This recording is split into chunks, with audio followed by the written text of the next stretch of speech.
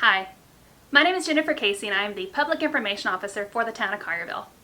I had a chance to sit down with Mayor Stan Joyner and hear about a lifetime of service to this community. Mayor Joyner grew up in Collierville. He served on the Planning Commission during a booming time in our history. And then he was elected to the Board of Mayor and Aldermen in 1999, later becoming our mayor in 2008. I hope that you enjoy hearing him share his stories of service and what he hopes for the future of Collierville. I was born in 1950, so you can do the math. I'm 74 this year, be 75 soon.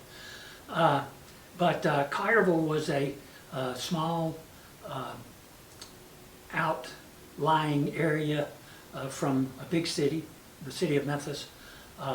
That's of course still to our west, but the population then was probably between 2,000 and 3,000 people. Small town. The historic town square was there when I was a boy, just like it's there today, and I hope will forever be there. And you know, it was Collierville was pretty much a middle class, blue collar working town at that particular time. A lot of farming went on, but also a lot of people commuted back and forth to Memphis and to other places to work in factories and that type of thing. We had one school, and that was the historic high school that is at Walnut and Poplar today.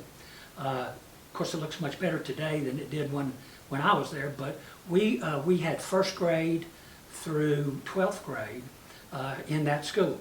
You never changed campuses, and you know, you grew up seeing the teachers who were your teachers or one day would be your teachers in that type of situation. So it was you know, it was truly you know, a community, a small town, a lot of hard-working people, and you know, and it largely remains that way today, except just much bigger.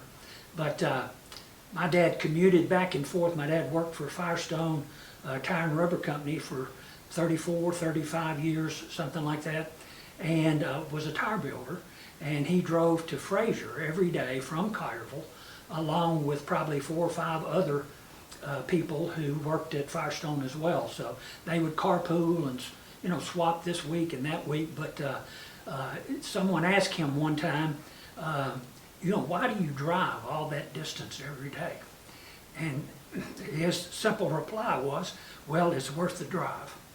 And you know, and I thought about that as a child, and it never did register until I became grown, and it was worth the drive then, and it'd be worth the drive today. But you know, a lot of fond memories of things that went on. We didn't have any parks, so we invented our own. We had one baseball diamond that was on the historic high school area. In fact, it was located right where the Linda Curley Center is today. And I think the first park actually was not a city park. It was a piece of property on Center Street that was bought by the J.C.'s. And you know, they had a backstop set up there, and we could play ball there, and there, you know, those are still there today. But no town parks or that type of thing. So it was a much different atmosphere than it is today. We've come a long way. Oh, for sure. What are some other things you did as a boy growing up? Well, no, we did have the VFW, which still exists today, but at that time it was a log cabin. But the VFW men got together and they built a large swimming pool behind the VFW building that's standing there today. And I took my swimming lessons at that particular swimming pool, as did my younger brothers, and and I worked as a lifeguard there for a number of summers from the time I was old enough to have my life-saving certificate until actually the summer of my freshman year in college, and thoroughly enjoyed that. And that was kind of the place to be in the summertime. You know, the water would warm up. It got very warm here then, just like it does today, and the health department might come out and take the temperature of the water and close it because the water was too hot. So we would have to drain it down, and the fire department would help us do that and then refill it, and they would help us do that as well. So, but that was the gathering place for, you know, for that type of activity as a child, and you know, people loved it. But you know, we all started working at a very young age, so you know, I don't guess we needed a lot of parks because we were at work. As you grew up here, what was the motivating factor for you to get involved with town government? You know, I saw those men who did it back in that time, and they were, you know, they were kind of like, you know, royalty, so to speak. You know, you would, as a child, you wouldn't speak to them unless you were spoken to. And, you know, 2 or 3 of them were my Sunday school teacher, as well as being, you know, on the board of mayor and alderman, very similar to the way it is today. And, you know, and so knowing those people and seeing what they did, and again, as I said, it was a much simpler time then, but so anyway, that you know, that sparked my interest a little bit. But you know, I think the thing that really sparked my interest in government, so to speak, was when I was a junior in high school. I ran for student council president and was elected. And so in my senior year, you know, I governed the student council and held those meetings and kind of emceed for special programs that we might have there and that type of thing. So I maybe got the itch a little bit there. So Yeah, that sounds really neat. So looking back at your time as both alderman and mayor, what are your proudest accomplishments? Oh, gee. You know, the first thing that pops in my mind, and does every day basically, probably would be the new high school and having our municipal school district. Schools were very important when I was growing up. I mean, they were the centerpiece of my youth and my, you know, in my teenage years. And so, you know, that's always been ingrained in me. And the school systems at that time, of course, we were all part of Shelby County school system, with the exception of the Memphis City schools, who came under that umbrella or that organization. But you know, then there was you know, a lot of community activity in the school that I grew up in, so to speak, Collierville High School, just as there is today. You know, there was a good partnership, and you know, if the schools needed anything, mostly from my young adult years, Mayor Cox saw that you know, that we pretty well had whatever we that could be provided for us. I never will forget that, you know, the Boosters Club was so active at that time. When we got the new football field, then the football field that we had that we played on was right on Poplar Avenue, where the parking lot is for the new school administration building. All that asphalt was turf, not turf, but grass, just common Bermuda, by the way. And the football stands, you saw the rear of them as you drove up and down Poplar Avenue. They were right on that wall. Wow. That is still there. They backed right up to it. And so anyway, we got a new football field at Collierville Elementary School. That's still there today. And in like 1965, that field was completed, and we were going to move over to that field on the next year, I believe. Well, the Boosters Club, the daddies and everything said, no, we're, you know, and we were 3 games into the season. They said, no, we're gonna play the rest of this season on that football field. So they got together with some hay wagons and loaded the stands up, as many as they could, on those hay wagons, and drove them down Peterson Lake and unloaded them at that field, you know, to give us the opportunity to play on that. That was the fall of 1966. And then, of course, 1967, well, 1966 were the first games there, and I played in the first game that was ever played on that football field, along with a lot of other Collierville folks that are still here today, and we can reminisce about that another time. But you know, it's just that kind of community type thing with the with the parents being involved and that type of thing. So it was a great place to grow up as a child. Mm-hmm. Sounds like it. And like you're saying, community and schools are so important. People come here because of our schools, Oh, right? absolutely. They did then, and they still do today. And so, I think probably the development of the municipal school district, because we kind of had control. I mean, they let us run our own thing. Not many people told Mayor Cox what to do. He was kind of on the order giving side of that. Not that he was overbearing or anything, but just a good, just a great man. But anyway, when we got the opportunity, when the city of Memphis surrendered their charter, they were going to come under then the Shelby County system. Well, Shelby County system was made up of about 35, maybe a few more schools. And Memphis City Schools was well over 100. And, thinking about the merger of that 100 and whatever schools into our 35 schools didn't sound like a good idea to us. So we didn't feel like our children would even be seen. And so we got to talking. The opportunity arose where we worked with our legislators in Nashville, and Senator Mark Norris was a focal point in that, and Representative Curry Todd, and a lot of other representatives and senators from other school areas in Shelby County participated in it. And they were successful at getting the change made where they would allow additional school districts other than just the one or two that they allowed before. So it was it took a while to get it done, but we got it done. So my part that was played in it is I just represented Collierville.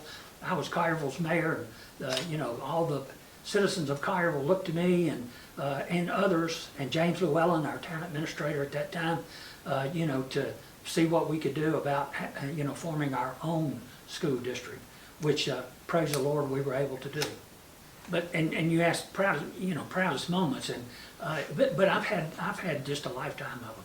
Mm-hmm. Just so many different things, standing and cutting the ribbon at so many different businesses or grand openings or grand reopenings or that type thing that I've truly been blessed. Yeah, definitely.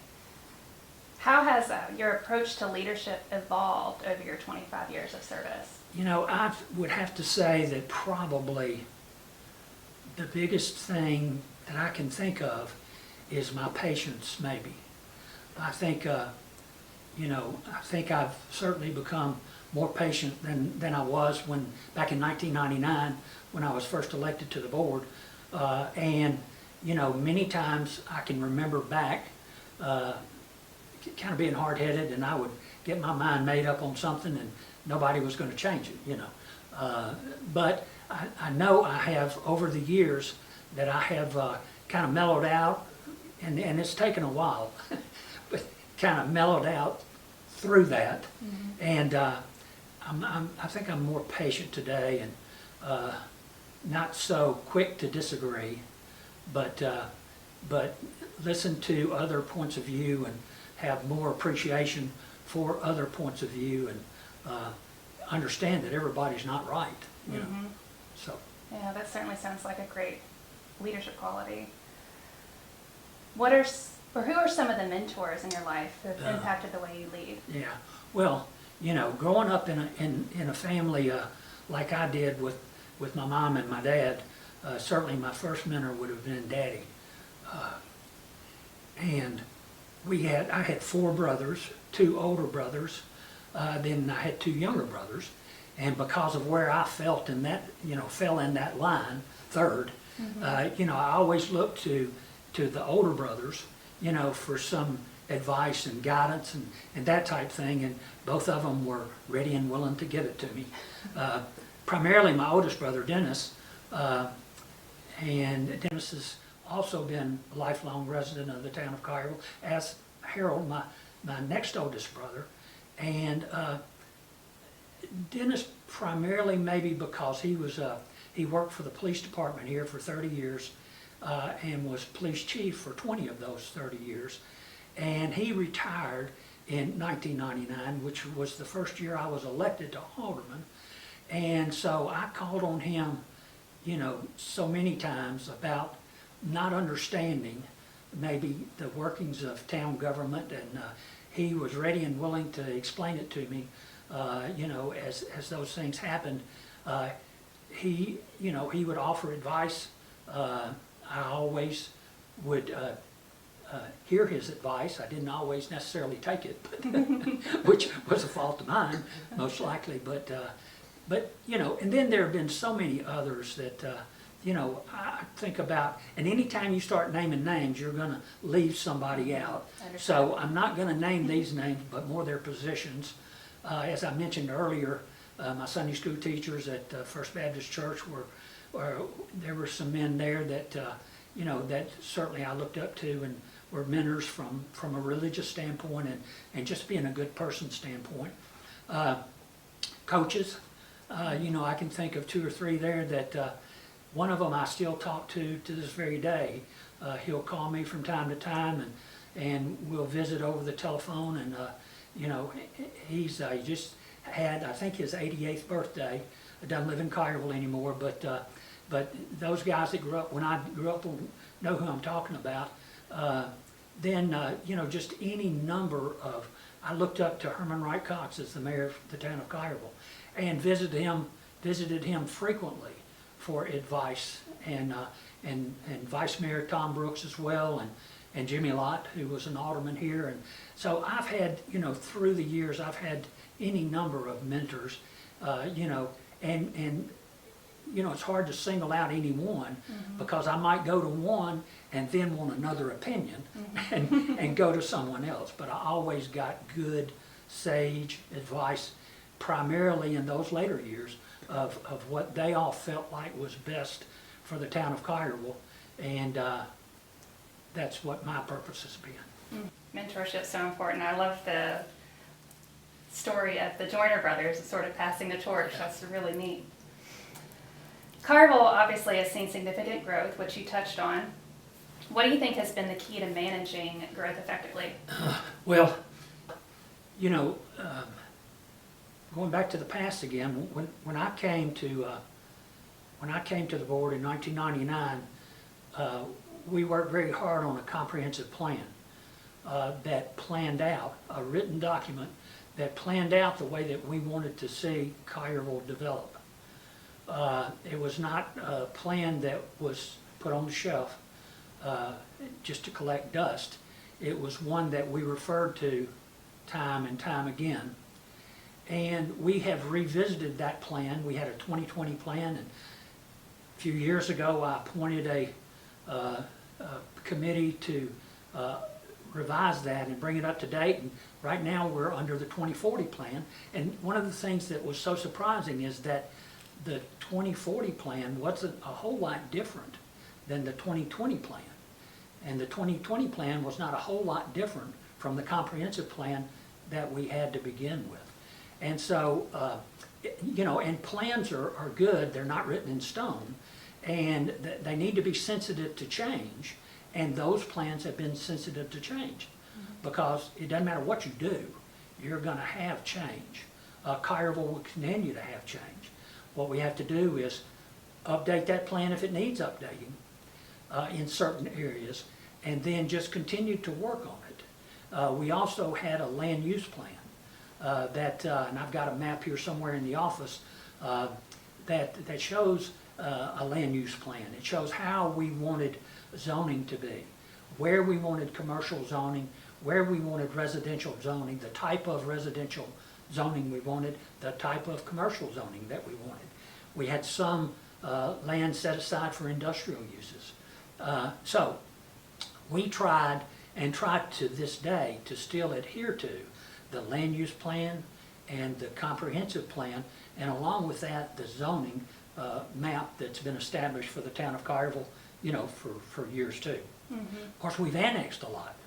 And so, that annexation has changed the perspective, in certain areas even more.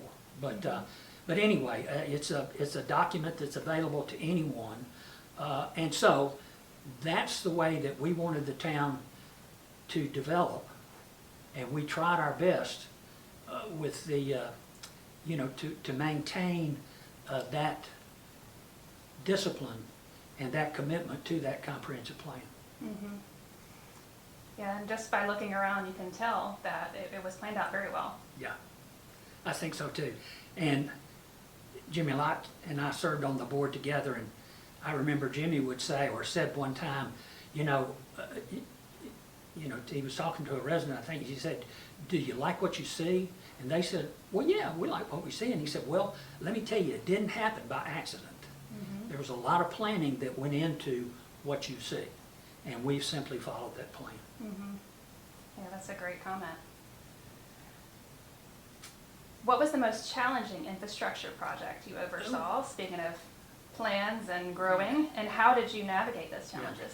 Well, obviously the growth that we've experienced, and, the big plans, one of the first plans I worked on was Schilling Farms.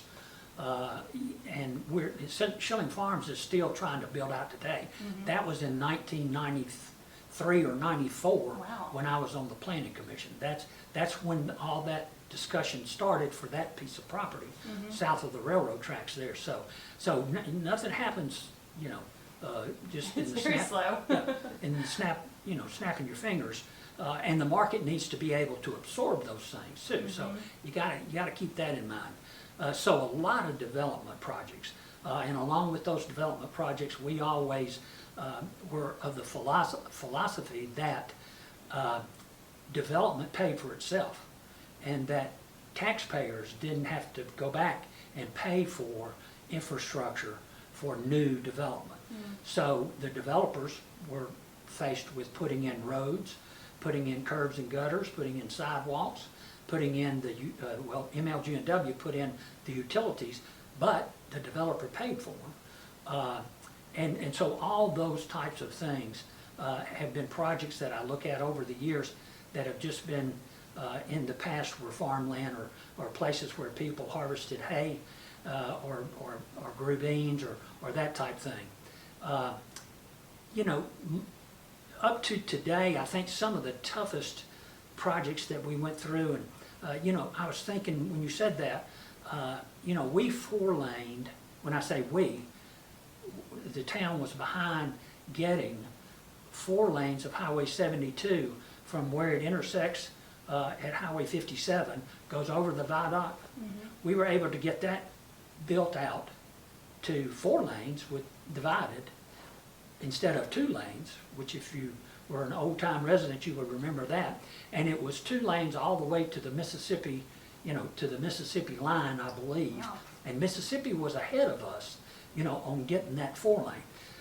Now that it's, and it was completed from where they stopped all the way back through Collierville to Highway 72. Major undertaking. Mm-hmm. Large, utilities, gas lines, water lines, all those type things were involved in that. And it took a while to get that done. And of course, TDOT, it was TDOT's project, but we were very involved with it because it was in our town. It was our project. And if we saw things that we didn't like and things that we felt like needed to be changed, we talked about those things. And you can see what it is today. Now it's 4 lanes divided all the way to Corinth, Mississippi. So that's what that finished. That project finished. Of course, another one that's recent on my mind and residents' minds is the water line that we ran down Highway 57 all the way from Collierville Arlington Road to just about Poplar View Parkway. It stopped just east of Poplar View Parkway, and that was a major undertaking. And after we got the water line completed, we were able to get TDOT, and they were certainly willing to do it. It was just a matter of getting on their time frame to come and repave all of that. We wanted the water line in and established and running, and some of the glitches fixed in it, rather than have them go through new asphalt to get to those glitches. So knock on wood, hopefully that won't happen, certainly in the next few months for me. Really? But anyway, yeah.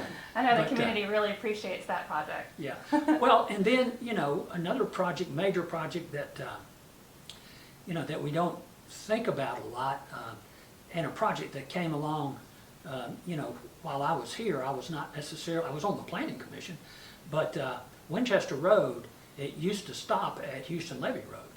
And now Winchester's been extended all the way out to to Bahia Road, and eventually we'll go on to, the plan is to go on to Highway 72.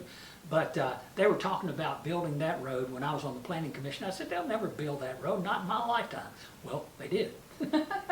I said the same thing basically about 385. And people then were talking about being able to get to Memphis in 15 or 20 minutes, and I said, that'll never happen, but it did. Yeah. So, and, indirectly, I was involved in that project as well, but there have been a lot of others that, that I'm sure I'll think about when we're finished talking, that, that will come back to my mind, and I'll say, oh gosh, I wish I'd mentioned that project, because there have been a lot of them. Mm-hmm. But now, it's not been just me. I mean, it's been the different boards of mayor and aldermen that have served for all those years. Mm-hmm.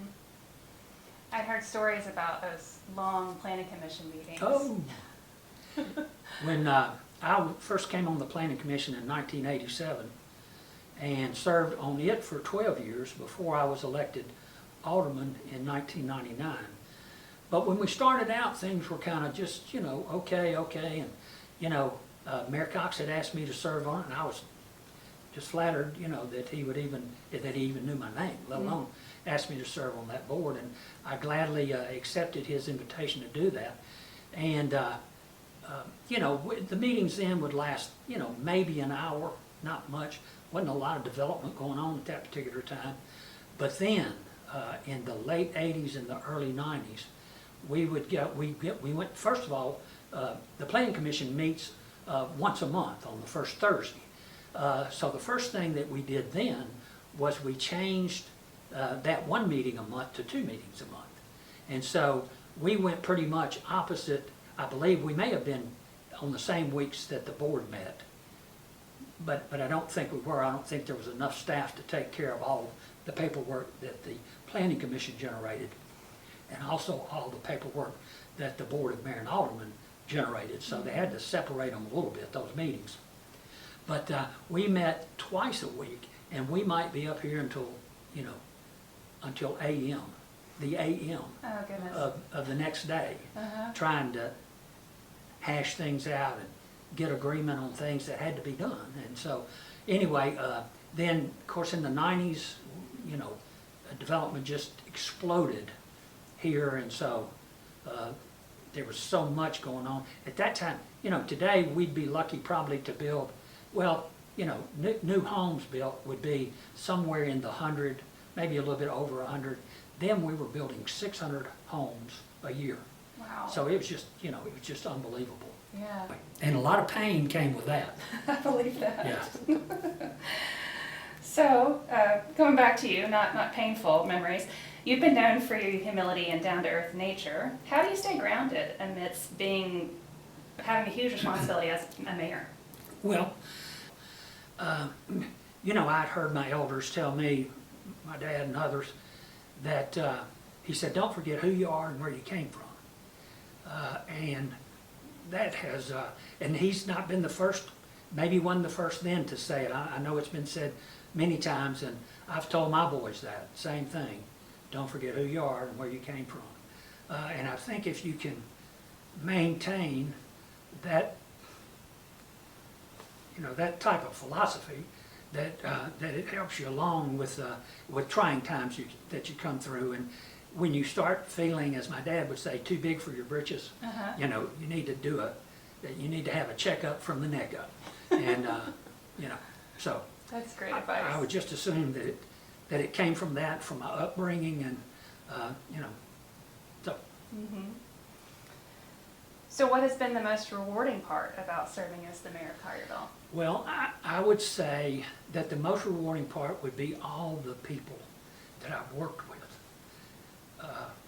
which have been some great ones. And I've seen a lot of them come and go over the last 25 years. And most of them that left, you know, it was a sad day.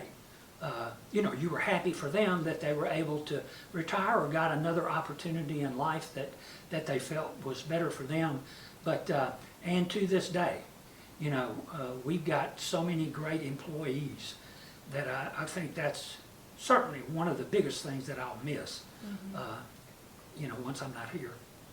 Yeah, I agree as a staff member that we have some pretty good employees here. What are your hopes for the town moving forward? I hope that they'll stay the course. There's been a very good course set for them. There's been a very good plan set for them. And what they have to do is follow the plan.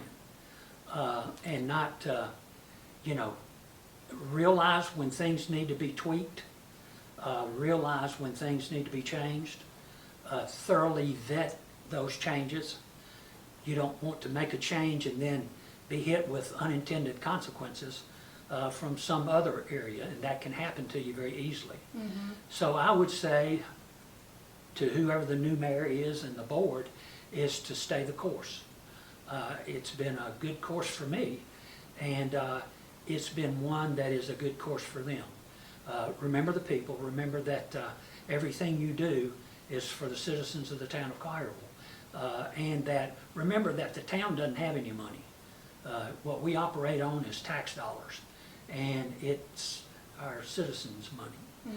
And we need to manage that money just as if it were our own money. And we need to manage our budget just as if it were our own household budget. And you live within your means, and you do those things you can, and you pray for those things, you know, for the future. But stay the course. Yeah. Keep your hand on the rudder.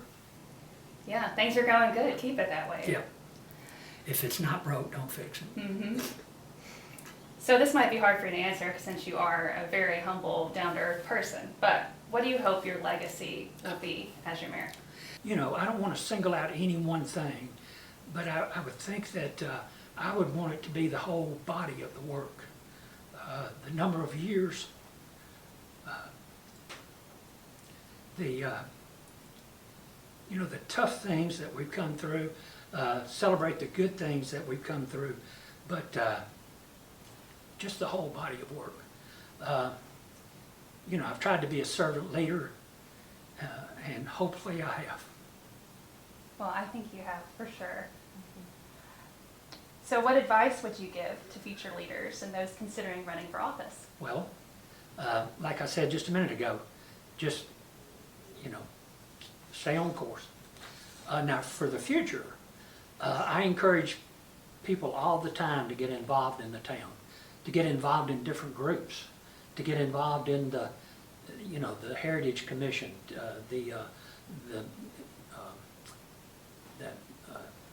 Town Beautiful, any of those boards and commissions that we have, and the private clubs that we have. You know, for the men might be the Rotary Club or you know, those types of things, but just get involved in the community. It's so important for you to be recognized in that respect as a leader.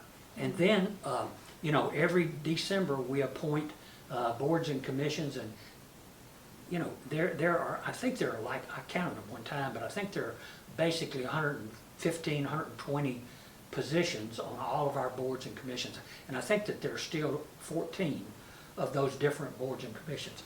But fill out an application to apply for one of those. If you don't know much about them, just go to Collierville.com, pull up boards and commissions on that website and look at it. It's got a description of what they do and that type thing, or ask somebody. Be aware of that when we put out those applications, fill one out, and you know, and then get involved, be involved, stay involved. You won't always get the board or commission that you want, but try again the next year. Why do you feel like that's so vital for us, a town success? Yeah, it's going to be terribly vital, especially if you want to move into an elected position, because you know, there's not any time for on-the-job learning. I mean, you need to know, you know, which way the cart is going before you say, well, I'll pull. You know, you need to know what your destination is and how you're going to get there. So find out about things like that. You know, it makes it so much easier. Like I said earlier, I served for 12 years on the planning commission before I even considered running for a board position. I knew back in the back of my mind that someday I would want to do that, or I felt like I would. But I worked while I was on the planning commission preparing myself to run for that public office when, you know, when a particular seat became available. And same thing on the mayor's position. I spent, you know, several years on the board before I decided to run for mayor, but I tried to prepare myself from that point forward when I was an alderman to become mayor and to say, well, you know, that's fine, and this is no slam on anybody else, but I think I would have done something different, you know, or you know, or if I had been faced with that, I think I might have made a different decision or discussed different alternatives, that type thing. And you can do that with experience, but you can't do it just coming in off the street. So, my personal opinion. That's some really great advice. So, now that you're going to have all this free time, what are you going to do? Nothing if I don't want to. And if I don't get through that day, I'll do it again the next day. No, seriously. Pretty great. Seriously, and I've told other people this, you know, I'm looking forward to having total control of my calendar. You know, I worked until 3 years ago in my state farm agency and as mayor of the town of Collierville, and my calendar ran over during those time periods. And then when I retired from State Farm, I thought it was going to lighten up a little bit, but it did. But you know, in one sense of the word, but you know, other people would want to say, well, he doesn't have anything to do. Let's see if he'll come to this or go to that or whatever it was. So I'm looking forward to having control of my calendar. Linda and I like to travel, Linda especially. So we plan to do some, you know, some other trips, and we've had a couple of big trips. We were on a big trip last year at this time, and you know, it was just so rewarding. And you know, then on the other hand, I took a long trip a couple years before that, and was coming back the night of the shooting at Kroger, and was out of town and was out of communication. Because I was on an airplane just about all day long trying to get back from Yellowstone. And I found out about 9:30 in Charlotte, North Carolina, which was our connecting flight to get back to Memphis. That doesn't make sense, does it? But that's what happened. Yeah.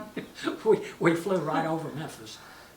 But anyway, I found out then what had happened, and you know, I knew that I could worry about it and fret about it and that type of thing, and my telephone absolutely just blew up because it had been on airplane mode. So we hadn't gotten any messages. So, you know, I'm kind of, you know, I never hope something like that happens again, but there's a helpless feeling when something like that does happen and you're out of town.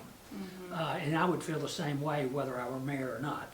But anyway, it was especially tough being mayor and having that happen. But anyway, we're going to travel, and when I say travel, it's not necessarily, you know, to Europe or that type of thing. Although we would like to go again, but you know, Linda wants to go see the Ark up in Kentucky, I think. Oh yeah. And it looks like a great you know, 4 or 5 day trip. So we may drive up there after the election's over and that type of thing, if we can find time before then, before the weather gets back. But if we want to go to Hot Springs, or if we want to go to, you know, down to New Orleans where my brother-in-law and his wife live, hopefully they still live there, and you know, and that type of thing. You know, so we'll fill up our days for sure. That will be nice, though, to be able to travel and not worry about what's happening here. Yeah. Like you said, you probably always will. Well, yeah, exactly. But, anyway. Well, Of course, and you've traveled out of town too. You know what I'm talking about. Yes. You were out of town last week. And it's just that uneasy feeling that you get because Yes. you were so involved with that particular tragedy that, you just, you hope you get back to exactly what you left Yes. when that plane took off. Molly had to convince me not to take my laptop when I got married out of town because I always travel with it just in Yeah, case. Exactly. Well, and I took my office phone or my town phone, and but it didn't do me any good. I couldn't talk to anybody, Yeah. so couldn't communicate. But anyway, Well, if you had one last message to give the residents of Collierville, what is it? I would just pray for them as I'm praying today that there'll be good decisions made in this upcoming election because there's going to be a lot of new faces on the board. There were a lot of new faces when I came on the board in 1999. And so I would just pray for guidance and, in their decision making that they pick good people, to lead the town for the next 4 years. And in some cases, because there are going to be alderman position openings as well as the mayor, and to realize who you do this for. You don't do it for yourself. You're doing it for others, and you're asking them to put their hopes and dreams in your collective hands, and hope that you'll make good decisions every year in carrying forward. Just like I heard on the news this morning before I came to the office here, the tax assessors talking about a 13% property tax increase next year. Mm-hmm. So all those things have an effect, trickle down effect on anybody that lives in Shelby County. Mm-hmm. So they're going to have some hurdles that they're going to have to get after, and it's going to take good planning and a good willingness to work together to accomplish those things that we've had. And I've had a good board. We didn't always agree on everything, but you don't have to. But I think we were able to accomplish a lot, and we did. Yes, I agree. Well, last thought I had is you're staying in Collierville, right? We're still going to see you around. Yeah, I got transferred for 3 or 4 years to the New Orleans area. I was in the insurance business, but with a different company. And I had traveled a year and a half before I was offered that position, from Sunday afternoon till Friday afternoon. And I had 2 young boys. My youngest was a month old when I started traveling, and my oldest was about 17 months old. And to leave them and Linda every Sunday afternoon and not see them again until the next Friday afternoon was really tough. But one Saturday morning, Linda and I were sitting at the breakfast table, and I said, "What in the world are we doing here?" This was after 4 or 5 years. I said, why are we here? I said, "Let's go home." And I swore then that if I ever got back home, I'd never leave again. So my next stop is going to be Magnolia Cemetery. Well, let's hope that's not for a while. Well, thank you so much for taking the time to Sure. talk with me today. Well, I hope you got something out of it. Absolutely. Thank you, Jennifer, for all you do Oh, and the great work you do. And I've enjoyed our visit this morning as well. well, thank you. I feel the same way. I'm honored to have worked for you. Thank you. Whew, man. Okay.